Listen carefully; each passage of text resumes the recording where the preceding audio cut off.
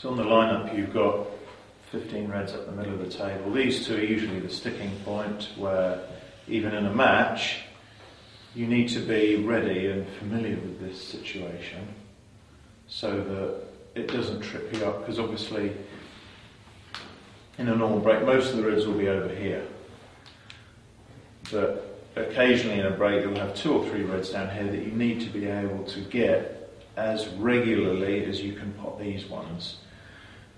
So what I would like to see you do, let's go for 120 break with I'll replace the reds as you pot them, and you can start wherever you want.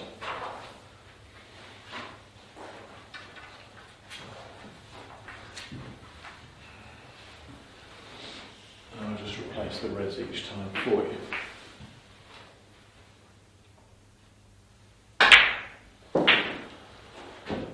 One.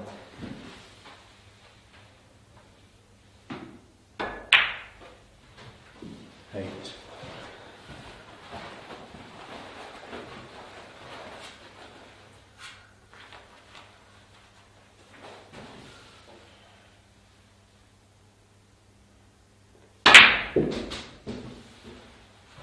9.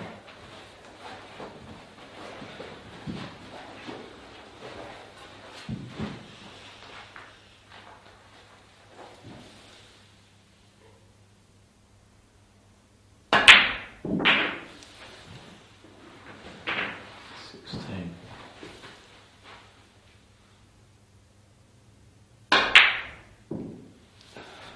16. Just a little bit too far away from the rope and made it missable instead of here, which is almost guaranteed pot. Carry on.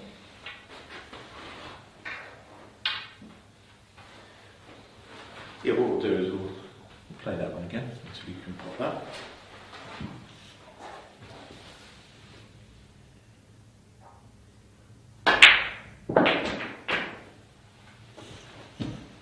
So this extra distance makes it that little bit more challenging to control the cue ball as well.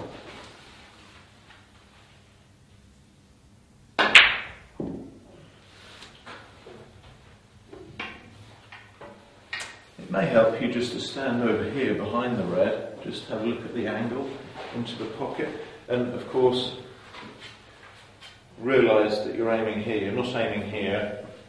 It's very important to aim for one specific point in the pocket, not just generally at the pocket and hope it goes in, because you could aim toward here and you'll miss. There's only one point, even smaller than a piece, in fact a chalk mark. There's only one point in the pocket that you can aim at for the maximum margin of error.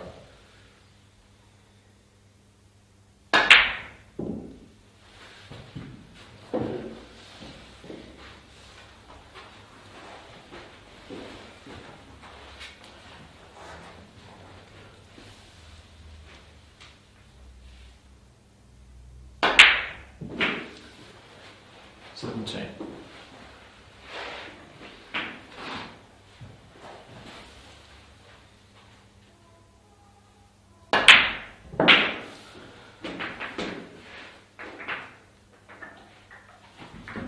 24.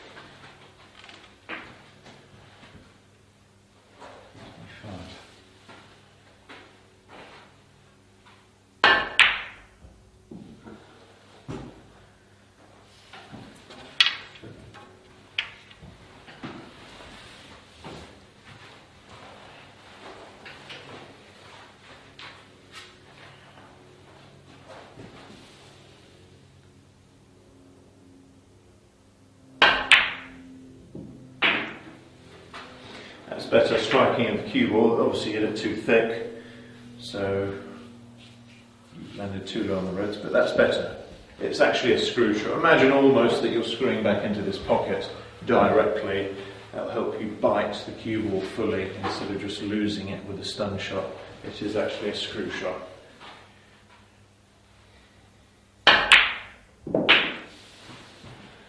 Well, 32.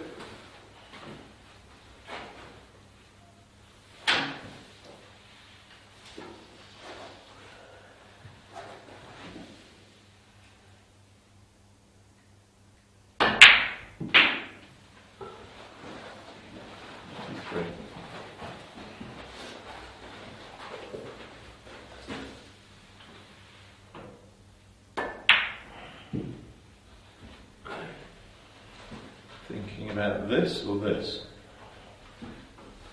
You mean what angle you wanted to be on that, were you?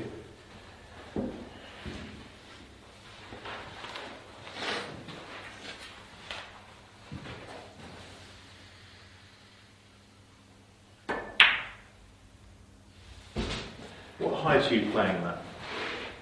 5. To play stun shot or follow or what? Roll. Yeah, roll. Actually, you were below centre on that, if you didn't realise, so it's got to be just a shade above centre, just to make sure you don't get a stun shot. Yeah, that's it. Well done. It's 40, isn't it?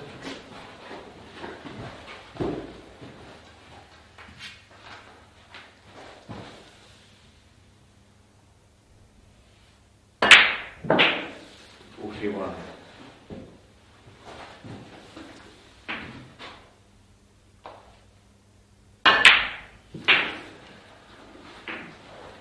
48.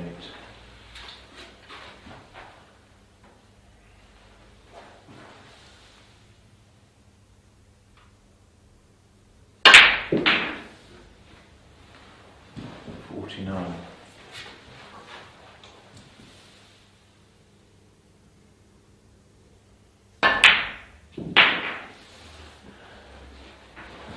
56.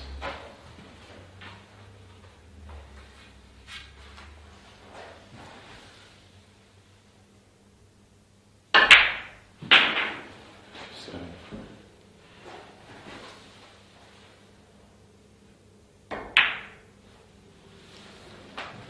64.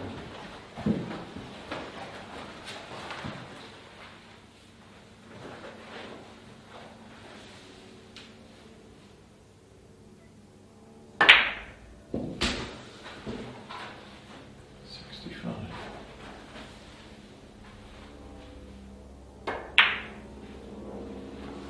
72.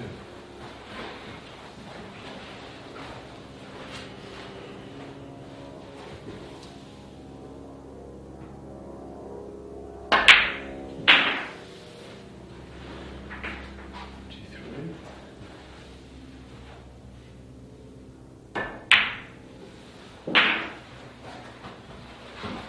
80.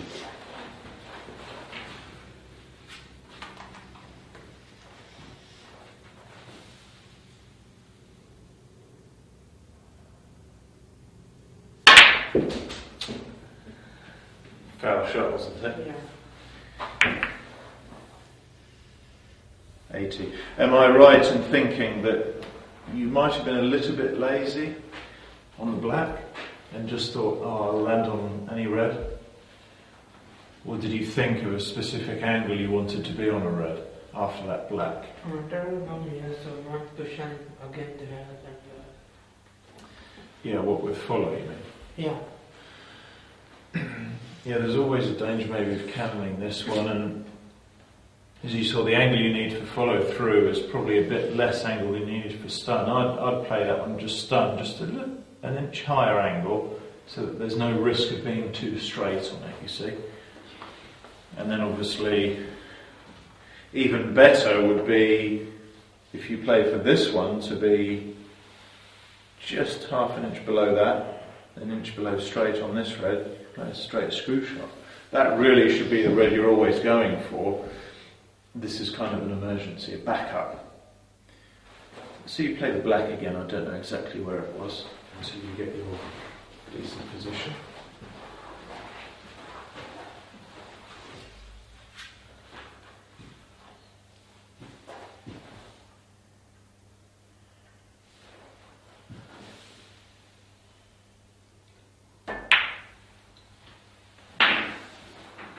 That's it. You're okay on that one, aren't you? 80.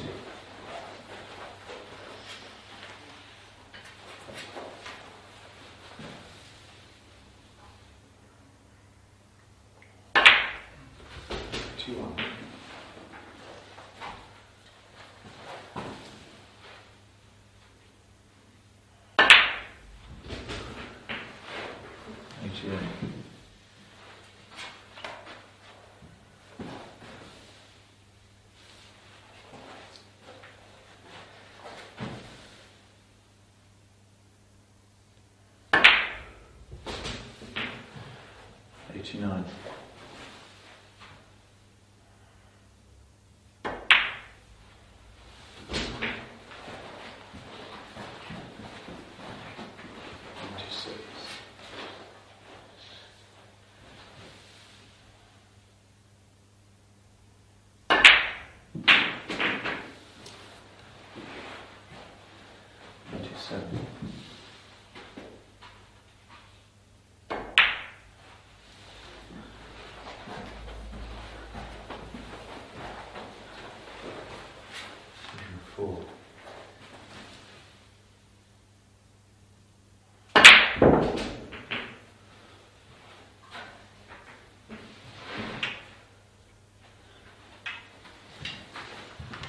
Very careful on this quite full angle, very important to judge your speed before you get down so that you know exactly how much you think you need.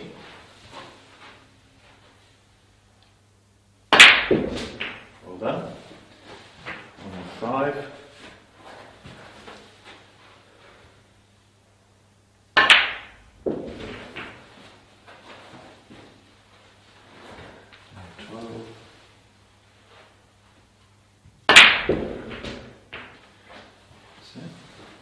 And then obviously what you can do is 113.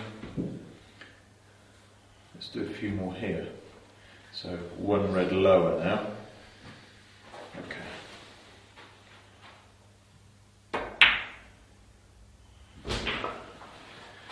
120. Let's do 5 of these ones, just 5 reds blacks from here.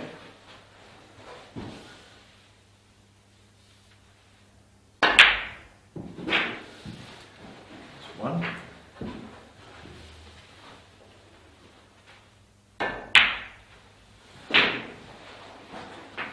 Eight.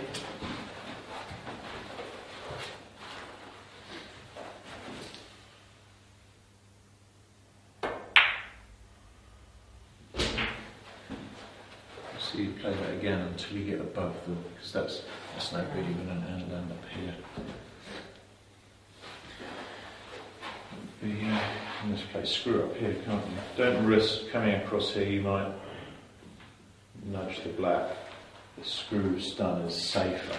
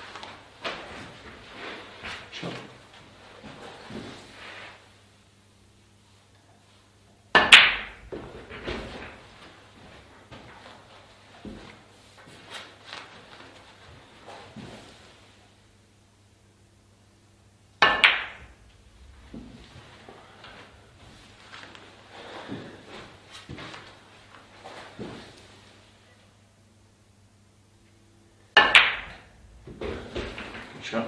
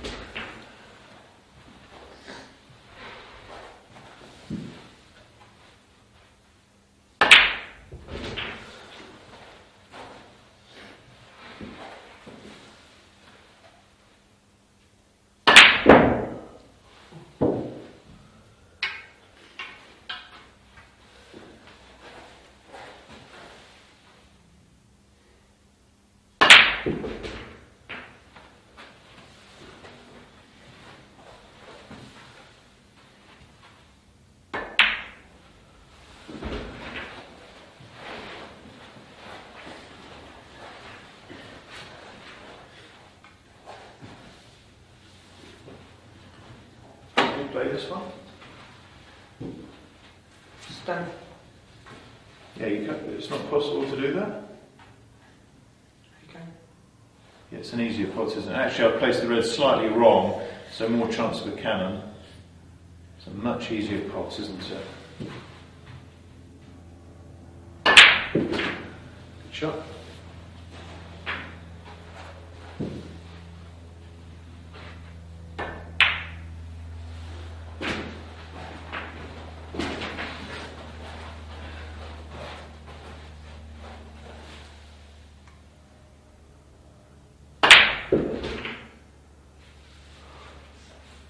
A bit more speed required. Shall we sum up that?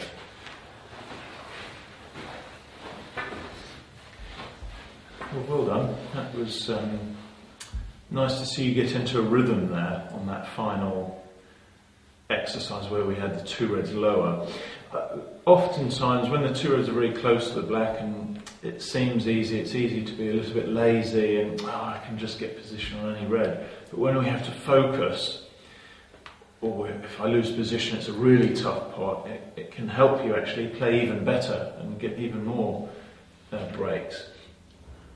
Like yesterday when we did line-up without cushions, that was, I think that helps your concentration get a bit stronger, right? Yeah. Because I have to get correct position, otherwise if I hit a cushion the break's over. So I liked the way you got into a rhythm there and that you saw that the correct angle on this red was just thick 3/4 ball, and then you were getting excellent angle on that red every time. And you got the good speed as well for the black. And I noticed also that what you did well during the beginning of this exercise, you started taking more attention on the pot of these reds, rather than, it's just easy, I should pot it. And sometimes you don't in that situation. And I mean, not you personally, but us as players, we don't. If we just think, I'll pot this, no problem. These balls here, in this area, need a lot of respect.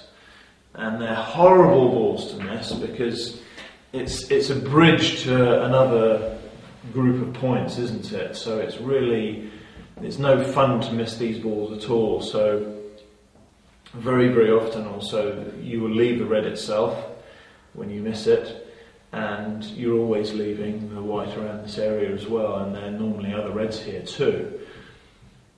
I would say that this is one of the most enjoyable shots to pot because it is so awful to miss it.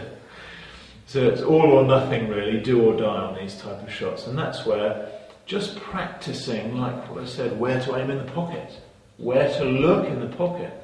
You see a lot of pros, I find it useful to stand behind the red, look into the part of the pocket that I'm going to be aiming at, and that only takes half a second, and then walk behind the white and play the shot. And that helps me just confirm the part of the pocket that I'm going to be aiming at. And I think sometimes it's easy when you're stood up here to misjudge the distance from the red to the cushion. And in my opinion, this shot has to be practiced to be remembered. And when it's remembered, you can then concentrate more on just potting it, because you know the position, you know the angle really, and your mind can then just be on the process of potting it rather than how to pot it. What's my aiming? What's my position? I haven't practiced this shot in a long time. You should be completely familiar with the shot when you're faced with it, not for it to be unusual. That's the main message from this practice. Any other questions on that, Rita? Anything else you learned on that particularly that helped you? The way the cushion behaves. Yes. Yeah, that's interesting, yeah. Which obviously on that table we played on yesterday would be totally different to this table. Yeah, very good point. Because I suppose half of this is potting, but the other half is judging the speed of the cushion. Because you're a good enough player to get here every time, but the speed of the cushion is another thing altogether. And in the match you don't need to be thinking what's the speed of the cushion. You need to be able to see the player make a break-off shot, see the speed of the white ball on this cushion, and know how the speed of the cushion will react on these shots. So in other words, your opponent should be able to make a break-off, make a mistake, leave the white here, and leave you this red. By how this ball's reacted here, you should be able to judge, okay, this is the speed I need off this cushion. And also if the cloth is new or old as well, will make a difference on the angle it comes off as well, yeah? Anything else on that you found useful? Perfect position. Yeah. I think when you were getting very good position, you got into a nice rhythm, and it was chick chack, and that's what you want to get to. On these type of exercises with the black, one or two reds next to the black, above the black, that's the point you want to reach where you found the rhythm of the exercise. And once you found that, then every other shot around here is kind of a relation to this. So this is the mother shot, and every other shot here really is a child to this main basic shot. So that would be my way to sum that up. And yes, if you want to get a bit more adventurous, obviously, you could put two reds here also. But that's more of another exercise, but you can put them here. You could even do that. That's another way of doing it, isn't it? In fact, should we do that? Why don't we do it? Bonus.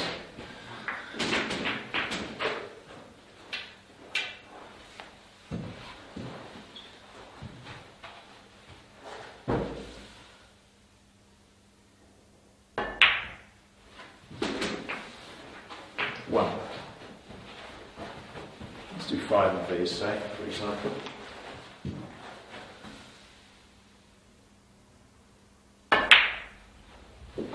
Play.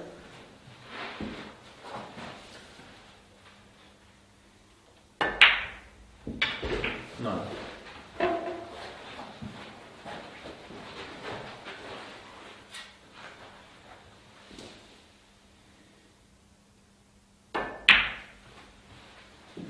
$16.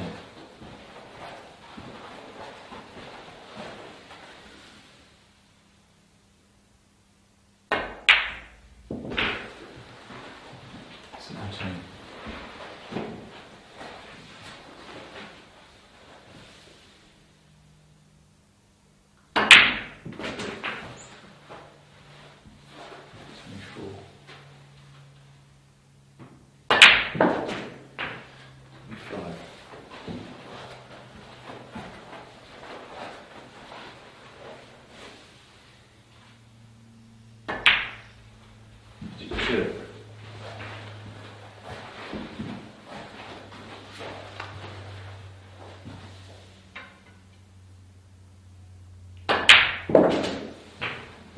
Three.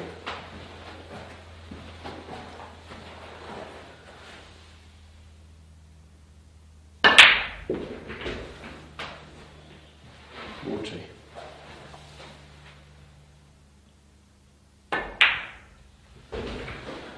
$41.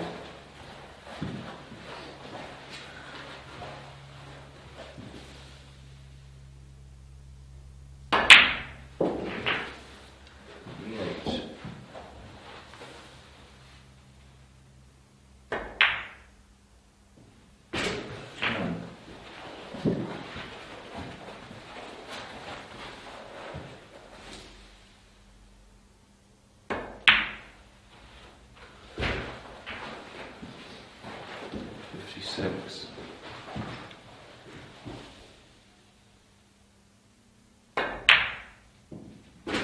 27.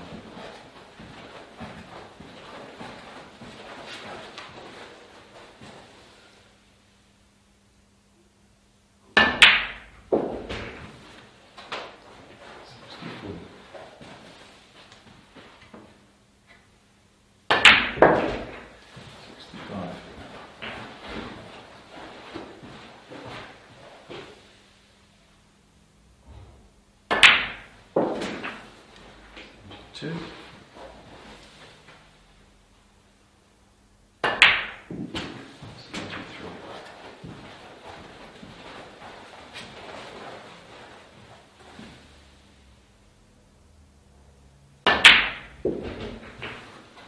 80.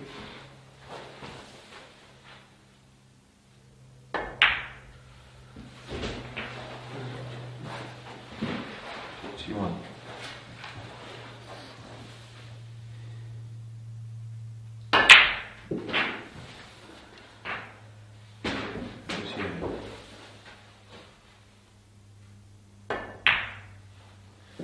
89.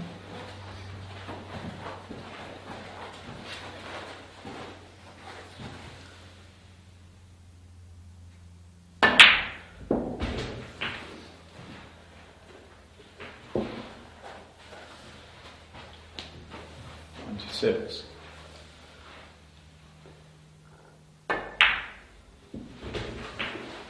27. And we'll just put these two reds, you can go for the other. 104.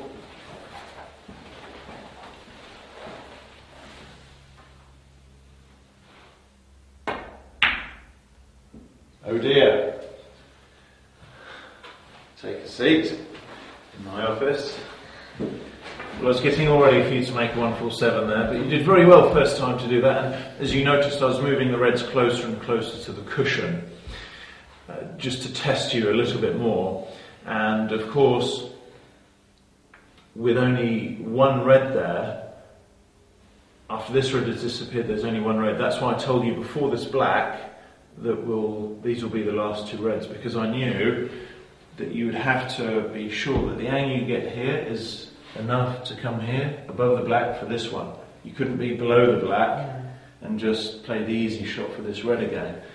So I suppose you could also do this routine where, yes, you could do the routine where you have to play alternate reds, this one, this one, this one, this one. That would make sure you're going above the black, yeah?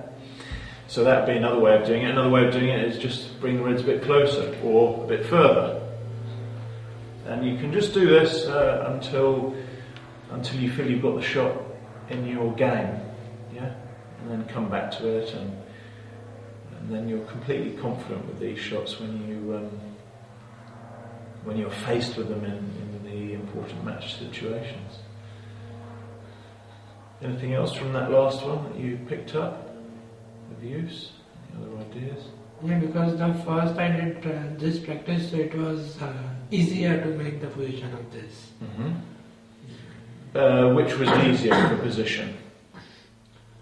No, first I had to come here for both the reds. Yes. So now it was coming here for this one. Then above the red, then above the black. Mm-hmm. Then again this one. If I was below the red, then the break was finished. So I had to come always above the red, so that I can go one cushion here, then again. With which exercise?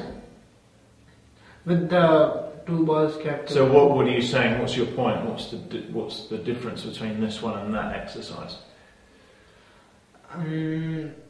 Both the exercise had one same rule, that coming from one cushion and above the black. Yeah, usually, yeah. Yeah.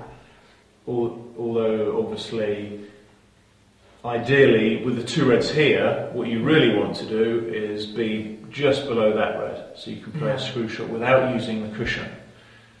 That's ideally what you'd like to do, and when you can do that and keep that rhythm going, then it's very easy to knock build up a large number of reds if you're not using a cushion. But yeah, this is all about angle, and I noticed a lot of these shots you were landing straight enough that you had to play a stun shot. Whereas ideally what you would like is, instead of being below the black and landing over here, which is, what's that, 24 inches away from the red, Yeah. if you landed straight, even straight on the black, so 2 or 3 inches more straight on the black, come here, that's only, what, 15 inches away from the red? Yeah. Or even better, if you're just even above the black, you can play a stun shot here, 12 inches from the red. But then you're getting into stun shots, you might leave the white hampered by the black. You may misjudge the speed, there's a very small margin of error for perfect angle on the red. I always prefer straight on that, run through to here, leave the angle that you don't need stun, that you can just drop this in almost pocket speed and come up for the black. As a percentage, you'll pot more of those because the pocket will accept the ball more easily if you're playing pocket speed, just dropping it in with follow through rather than having to stun the ball and get movement in the white that way. So getting movement in the white by the angle of the ball rather than the speed of the white ball on a straighter shot is more ideal, and everyone prefers to play a slower shot. And yes, the angle is that much more, so the angle might be a bit more challenging, difficult to some players, but you've got to learn to pot that ball anyway, so you might as well learn it now, yeah? Okay, any other points on that? Any other questions? No? Good, well done.